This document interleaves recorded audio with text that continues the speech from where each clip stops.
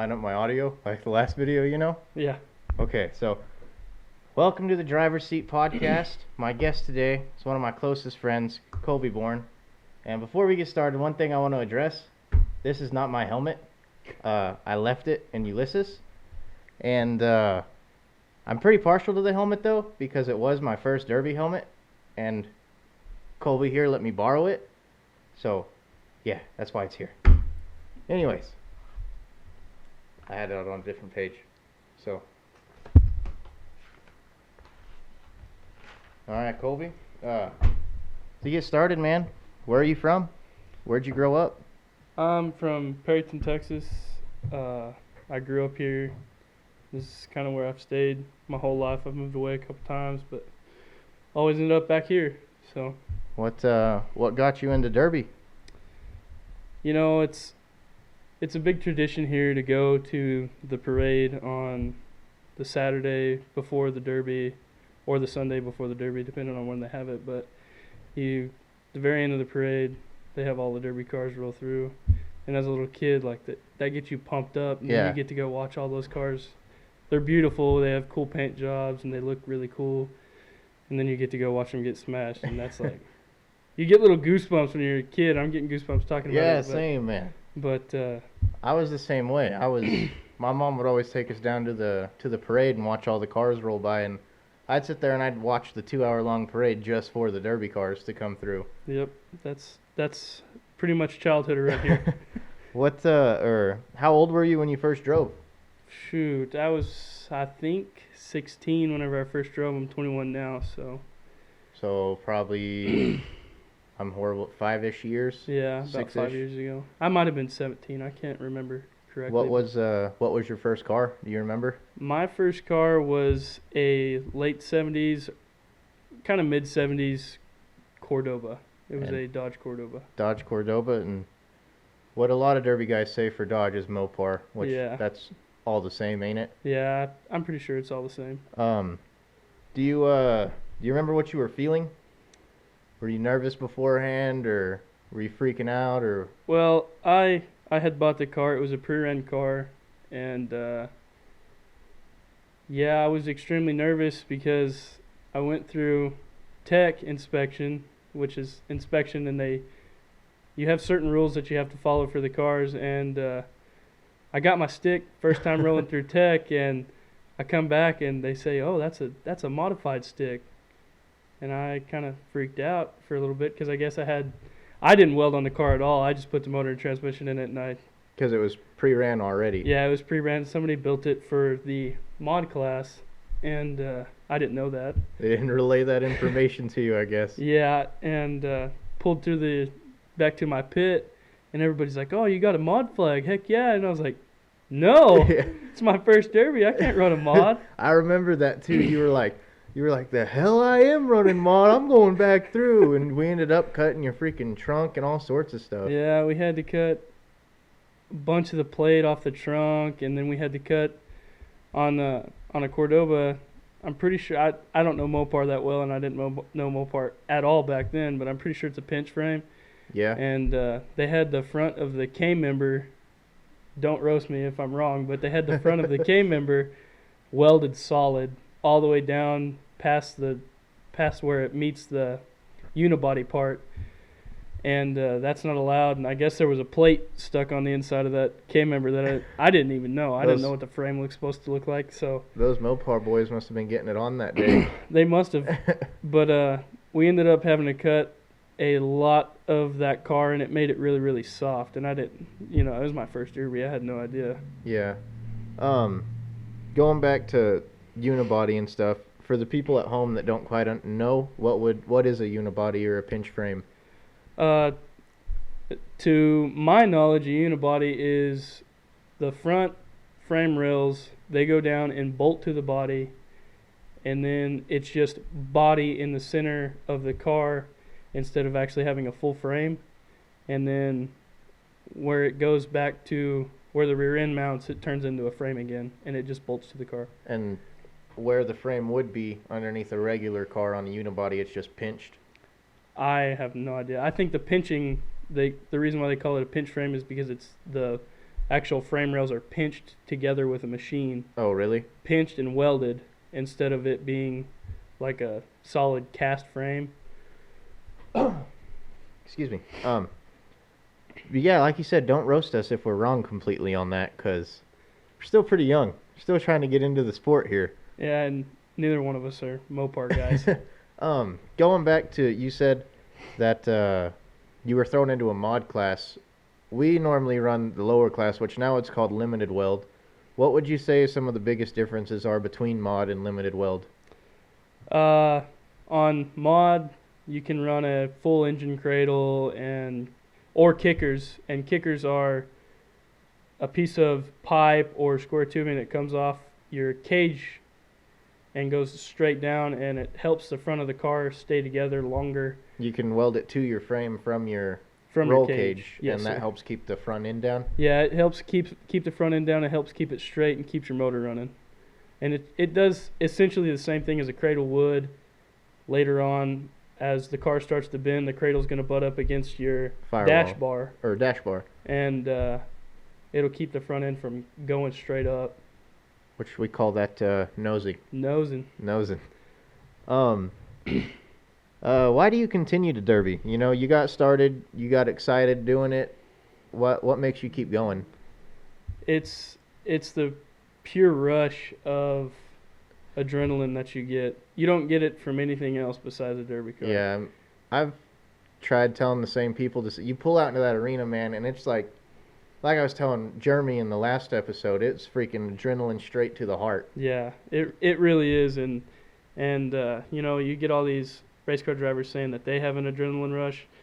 Wait until you get hit in a car that's built to get hit, and then you can go and hit that guy back, and it is like, it's just the feeling of kind of getting revenge, I guess, maybe. Yeah, I'll never forget my first hit in a derby car, like whether it was me hitting somebody or getting hit.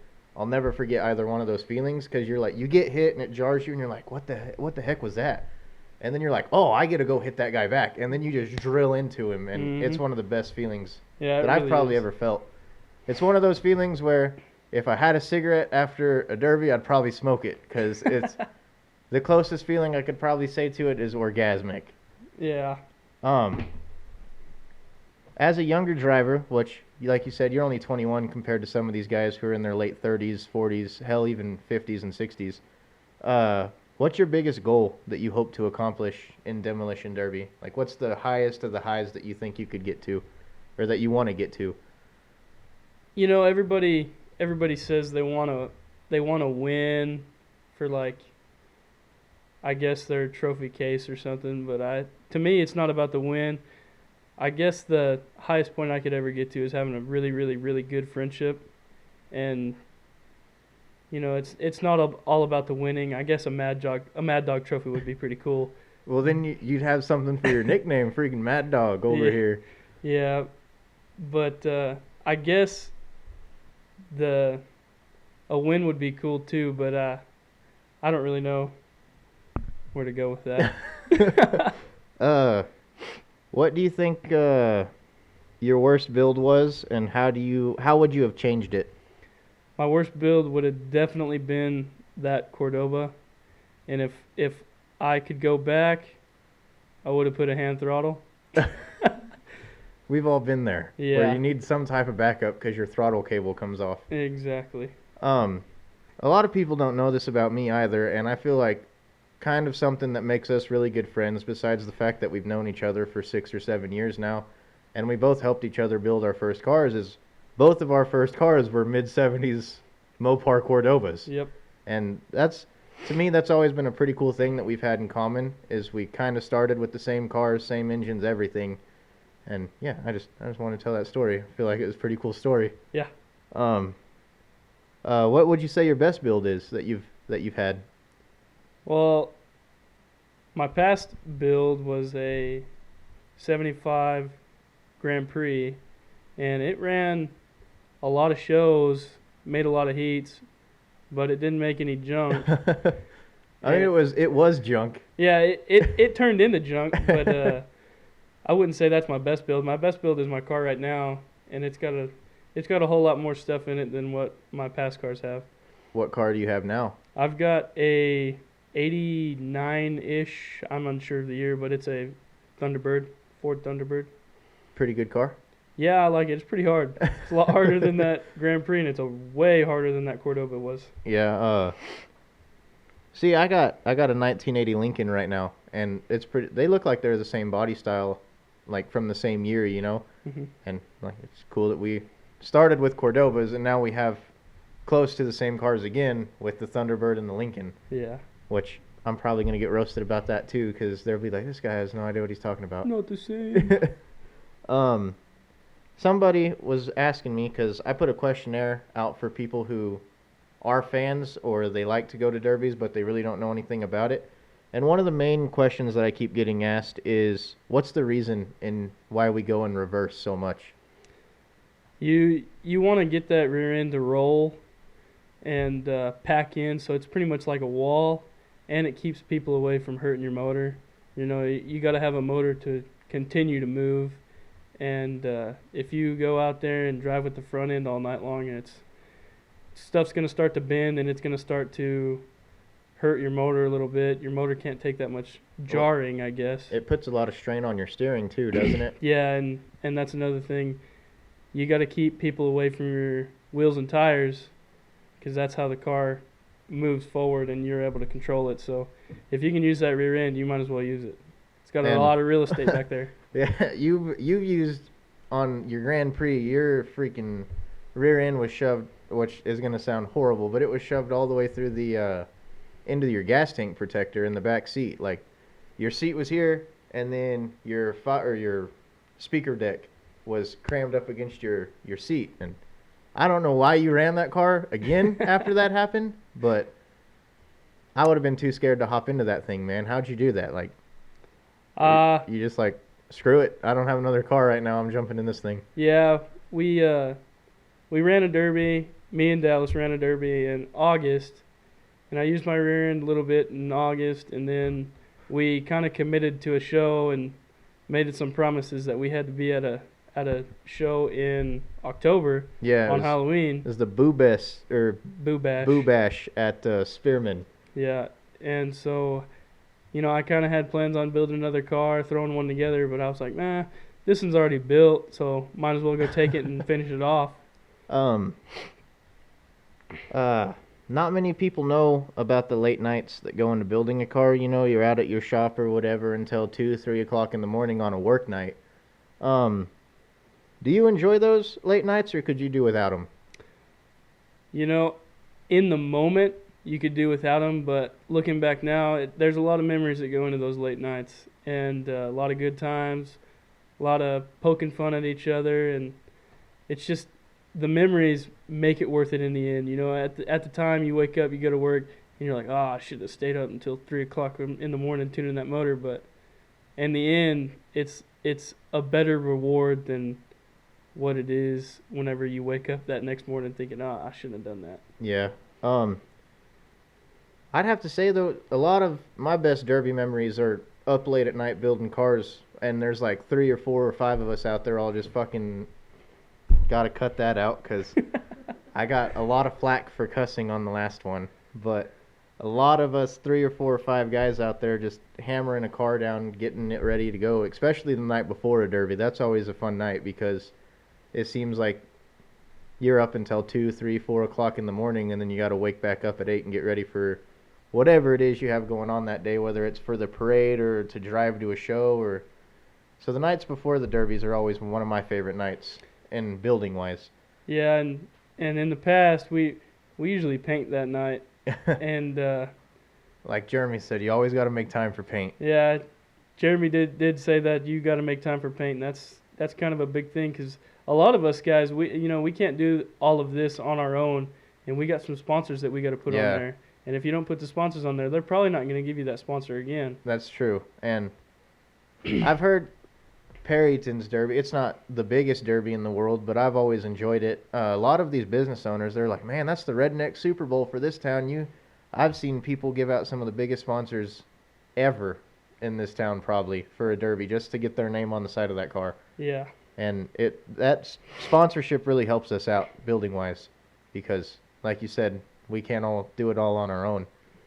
Um, how far have you traveled to make a derby? Like, what's the farthest you've traveled? To make a derby, I went all the way to Claremore, Oklahoma with a half-built car.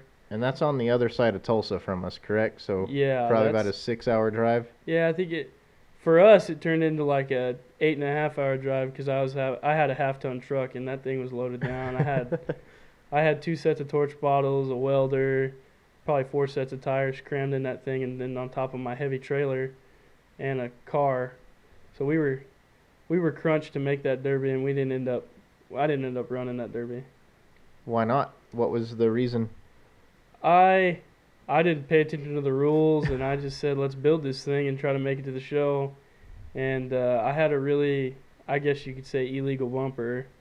And then my cage was welded to my frame in 4 points, and in those rules, I guess it stated, I didn't even look at the rules, like I said, but I guess in the rules it stated that you could only have 2 points of your cage welded to your frame, and I had all 4, and they wanted me to cut those, and then they wanted me to cut some of my bumper off. And looking at some of the cars there, I was like, there's no way I'm running without a front bumper, and there's no way I'm going to run without my 4 points to my cage, because those cars, there's something else up there, and I wasn't prepared at all for that show. And that was one of your only times to travel for a derby, right? Or have you traveled a few more times? I went to Spearman, but Spearman's only about 30 miles away, and that was the Boo Bash. Did you ever get to, well, your first year you ran in Spearman too as well. Yeah, my first year I took that same Cordoba after I got the throttle cable situation figured out. I took my Cordoba to Spearman, and that was a run what you brung show. Yeah. And Spearman usually is. Yeah, Spearman usually is a pretty fun derby because it's an all out. You know, if somebody has a car better than yours, it's your fault. Yeah. You could have built it more. How'd you handle being loaded in Claremore, man? Because that's a long drive to not get a run. You know, it's not. I mean, it wasn't that big of a deal because I got to watch one of my good buddy John Bland. He actually got flipped in that derby, and that was pretty exciting. I was gonna say you shared that meme quite a bit. They see me rolling, and it was, I'll put it up in the video, but it was John Bland getting rolled in his, what was he running? He was running I don't know the year, but it was a Polera. A Polera. It was a Mopar car. It was a I'm not gonna say what kind of car. It was a Polera. I don't know if it was a Y frame or a pinch frame or what, because I'm not a Mopar guy, but he could probably tell it in the comments, or we could call him and ask him here later. We could confirm what kind of car that was, but maybe I could get him on the show and he can explain it. Yeah, probably. He'd probably love to be on the show. I got to get a few more people on here. There's so many drivers in this area that don't get recognized for what they do for the sport, and that's going to sound cheesy, but I mean, it is. I grew up around here, and so that's why I started this, was to get some of you guys out there, you know, because not all of us can make it up to Blizzard Bash or Capital. Like, Tiny Lossy does it, and I think Kyler Jordan made it up to Iowa, but, you know, not many of us get out of here, and so that's what this whole shebang here is for, is to get guys like you or Jeremy or, you know, get y'all's names out there a little bit and get y'all the recognition you deserve. But how do you handle the frustrations of something going wrong or missing a show? Like, whether it goes wrong before the show or goes wrong at the show, to where you can't make a show. How do you handle those frustrations? You know, Perryton held a derby in May, and I didn't have 2 cars, but I had 2 cars at my shop, and we kind of halfway built one, and then my car actually didn't make it because I was having major transmission problems. I had 3 backup transmissions, but apparently they weren't backups because one didn't have forward gears, one didn't have reverse, and one didn't work at all. So not very good backups. Yeah, not very good. Well, backups. I mean, the first one without forward gears would have been a great backup transmission, because all you would have been able to do is back up. Yeah, and I can't remember. I think that's the year that Jared Kramer took that wagon. Oh, the one that had been sedagoned, right? Yeah, the sedagon that we had bought from another derby driver around here. It was a pre-ran car, but we ended up actually throwing that one together, and I think he ended up taking it to that show. And that ended up being his first derby, wasn't it? Yeah, I actually think that was his first derby.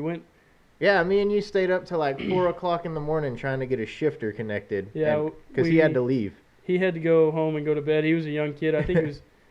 He was probably only 14 or 15. Yeah, I think he was probably 15, and he had a curfew in school in the morning. We had school in the morning too, but we were a little bit older, so we had a little bit more freedom, and we ended up staying up and getting that car finished, and he ended up getting to take it to that show.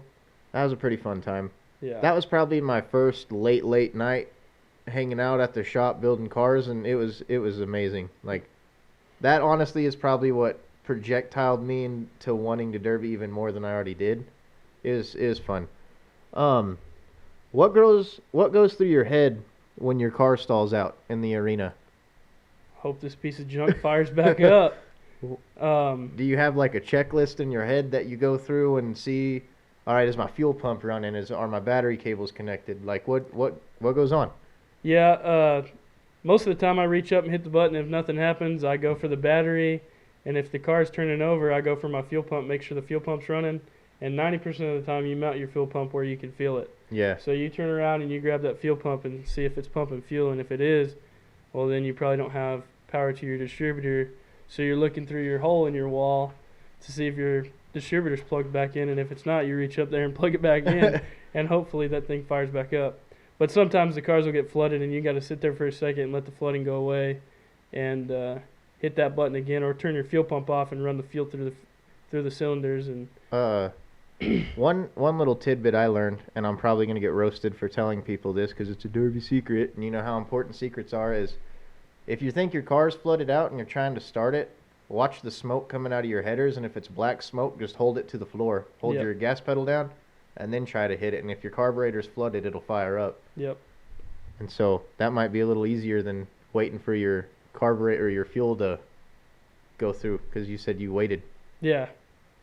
So next time just watch the smoke, man. I'll try. One time, dude, I freak out when my car stalls out in the arena because you're sitting here focused on what's going on here. You can't watch what's going on around you, and then you get blindsided and somebody full tracks you. It's tough. Yeah, it is pretty tough, but there's nothing you can do about it. Yeah. You just got to take the hits and try to get your car started again. just hug onto that center bar and hope you're not getting thrown around your car. Exactly. What's the hardest part of building a car, in your opinion? Like, what's your favorite and least favorite parts? My least favorite part would be how much time you put into it for about 15 minutes of fun. But in the end, the 15 minutes of fun is worth it. Because of all the memories, like you said, those late nights suck, but in the end, it's a greater victory. But, like, build-wise, like building it, what is your least favorite part? My least favorite part would be the cage. The cage? Yeah, the cage would be my least favorite part. Because you got to climb in there and you got a bunch of weird angles you're trying to weld. And Mine would be stripping. Oh, well, yeah. Stripping the interior sucks. Yeah. I've been pretty fortunate to have a couple cars that were pre-stripped, but my last car I had to strip it, and yeah, I think that was probably the worst part. That freaking sucks. I didn't even think about that, but yeah. So, what would your favorite part of a build be? Probably getting the motor running. That's always an exciting time. Yeah, because that whenever you're building a car, me personally, I put the same motor in all my cars. Same. Because it's been a really good motor, and I actually got a new one this year, but I usually take the same motor and just transplant it into my new car. But that motor sat there on the ground for a year almost, not running. Yeah, and that was at a ready mix too, so it was sand, all sorts of stuff getting mixed in with it. Yeah, I didn't cover it very good, and it's always fun hearing that first pop of those headers, and it really gets your hair standing up on the back of your neck, and you're like, holy crap, this thing is alive again. Especially when you take a car that doesn't run, is never going to see the road again, and it's just a piece of crap, and you basically put a new heart in it, and you can hear it fire up, and you're like, dang, this thing's going to do something. Yeah, I'm going to go out there and try to hit somebody at least. It's always, getting the motor running is probably my favorite part, especially when you have people that are like, you won't get that thing going, you're not going to get a motor in that. Yeah. One of the funnest times I ever had getting a motor running is I actually had a car, and it had set for, I think, a year. I took a year off, Yeah. and I'd never planned on getting back into a car. Everybody says that. We don't quit. We just take extended breaks. But Yeah. I had went off to college and didn't plan on coming back to run again. So I kind of just let my car go to waste, and then all of a sudden I was like, I'm gonna go ahead and throw it together and try to make a show. So I go to the back, pull the car up to the front of the shop, start draining the oil in it. I probably sat there for probably 15 minutes letting water run out of the That's bottom of tough. the oil pan. And I'm sitting here thinking, man, I don't think this motor's ever going to fire back up. It's been set for so long, but luckily enough, it wasn't locked up, and it did have a crack in the block. So I remember that, having to fix that. yeah, after we got the car running, we got the motor running and everything, and then a couple days before the show, we're driving the cars around, and I noticed there's a trail of antifreeze No bueno. underneath the car, and I'm like, man, I wonder what happened. Hopefully the freeze plug just popped out. So we ended up pulling the motor, and one of the freeze plugs were popped out, but there was actually a crack through the freeze plug where the freeze plug goes, and we ended up having to take my lower cradle off because I don't have one of the big cradles. I have a small lower cradle, and it just protects the underside of the motor. It doesn't protect any of the top. Yeah. So we ended up having to take that lower cradle off to get to that freeze plug and put a bunch of RTV, which is gasket maker, and hammered a freeze plug in there, and that didn't work. So the freeze plug kept popping out under pressure, and so we ended up sticking a block of wood in between my cradle and my freeze plug to hold the freeze plug in while the car was running. RTV, man, it's a lifesaver sometimes. Yeah, it really is. I remember this was back when I first started.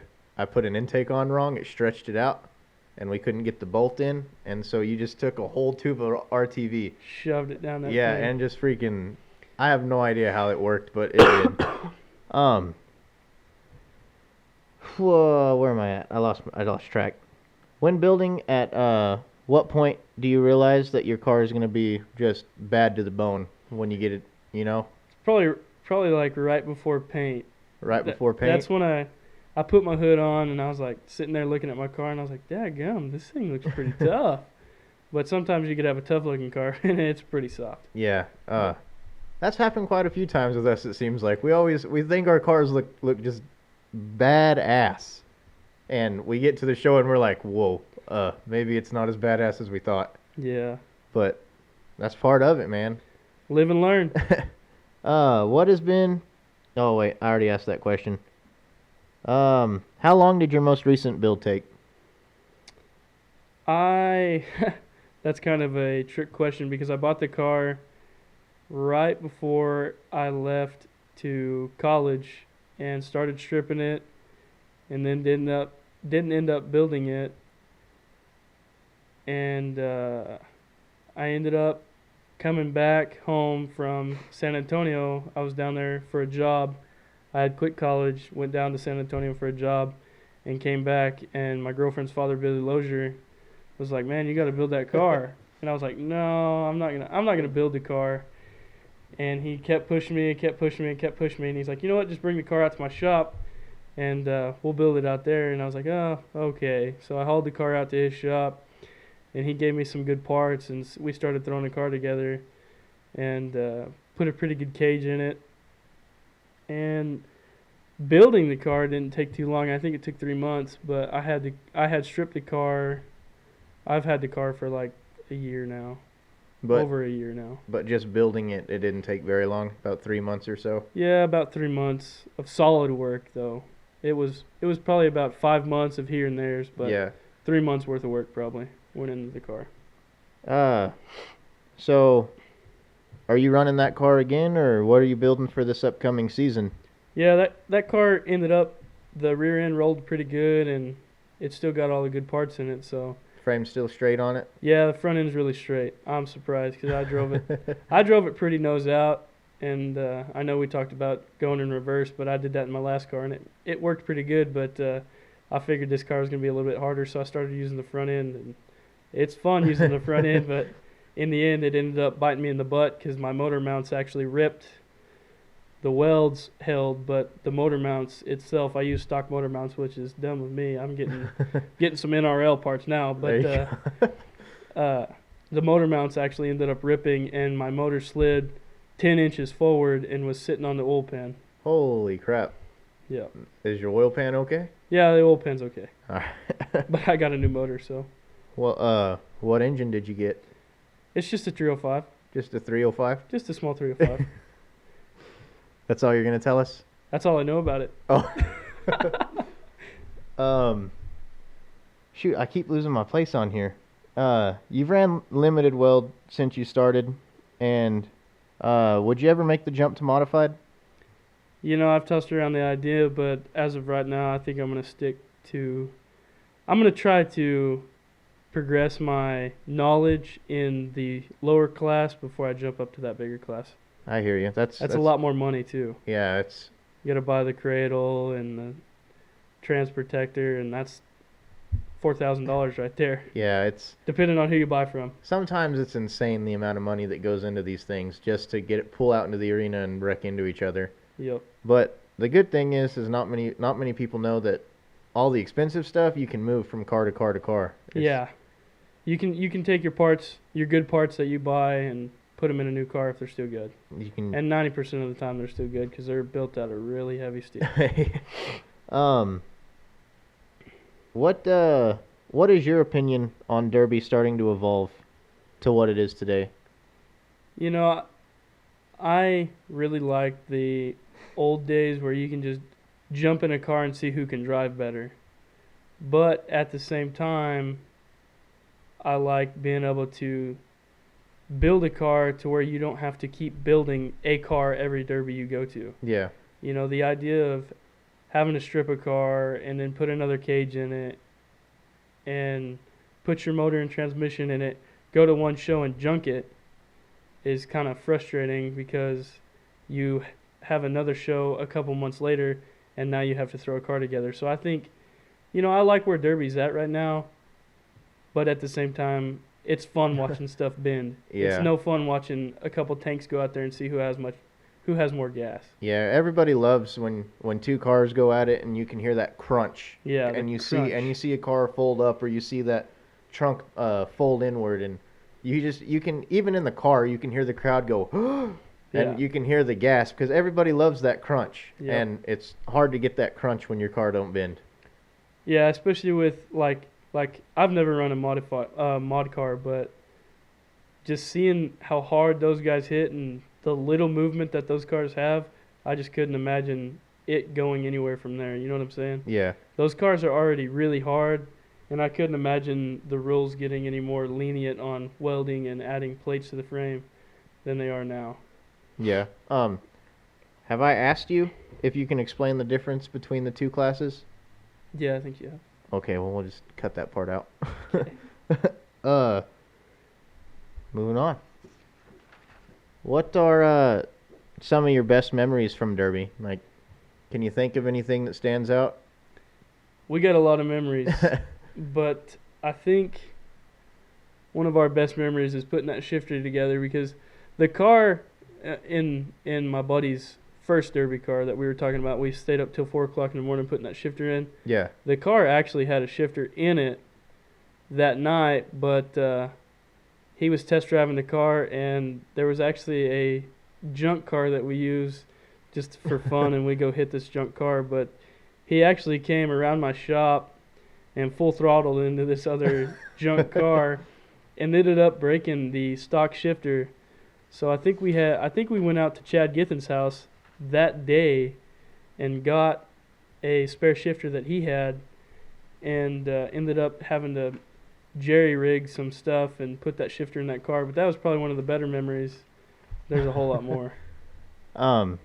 So what is one show you want to run before you're done? I know you're still young, you got a lot of years left, but what's one you want to run, especially with the bigger shows where you have Capital Carnage and Blizzard Bash in Topeka, and then you have the Las Vegas show by Stir and Dirt. If not even those three, there's still big shows up in Utah and stuff too. What would you like to go run? You know, back in the day, everybody wanted to run the turkey bash. Here, anyways, that was like the cream of the crop goes to turkey bash. Yeah. And now turkey bash is not a thing anymore. But I guess I would like to run blizzard bash in the future. But at the moment, I'm pretty happy with the shows that I get to run. I'd like to see Turkey Bash make a comeback. I wish we could find a promoter that would bring that show back. Yeah, bring it back to Amarillo. Yeah. That man, it was such a fun show to go to. I never even ran in it. I just enjoyed Yeah. going to watch. I never got to run in it either. I helped a couple buddies run in it, but I never got to run in it. Well, I guess we're coming up on the end here. It's been pretty fun. What's in the future for you, man? I'm just gonna try to continue to run some shows around here and keep the sport alive, I guess. What shows do you plan on going to either run or watch? Well, I'm gonna try to go and watch all the shows possible. I know I'm gonna go to Oakley and help some buddies out in the pits, but as of right now, I just plan on running Perryton, and if Spearman ever has another derby, Jeremy. Yeah, we're looking at you, Jeremy. Yeah, Jeremy, we're calling you out. We need another derby in Spearman.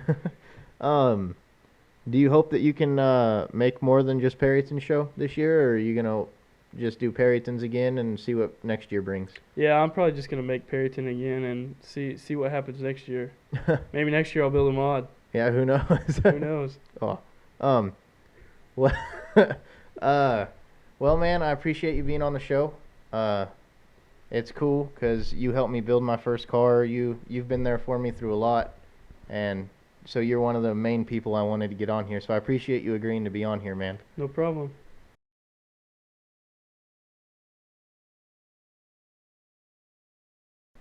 Okay, so a lot of people don't realize that these were some of the shirts that we had.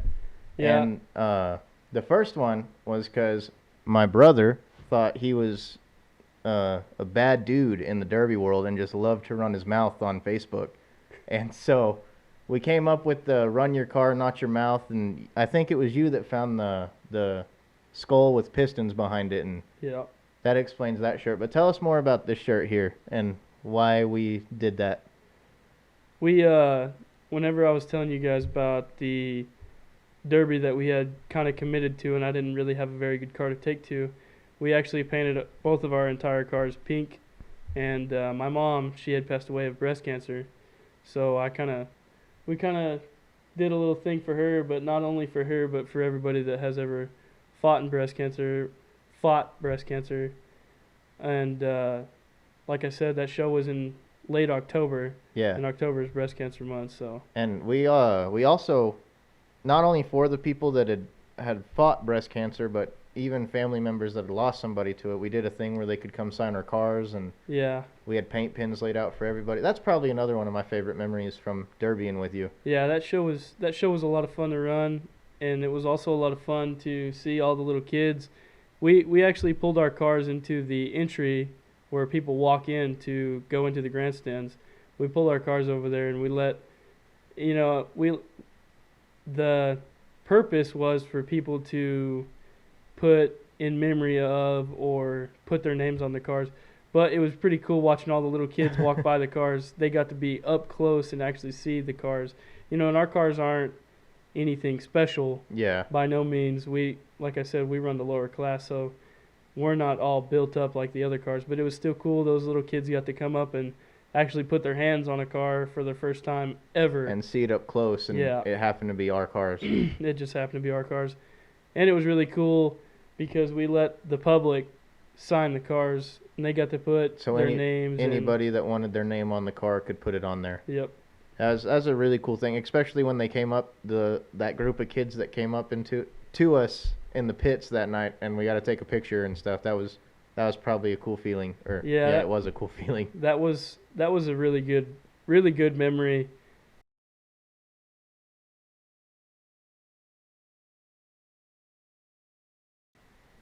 Hey guys, thanks for watching and tuning in this week.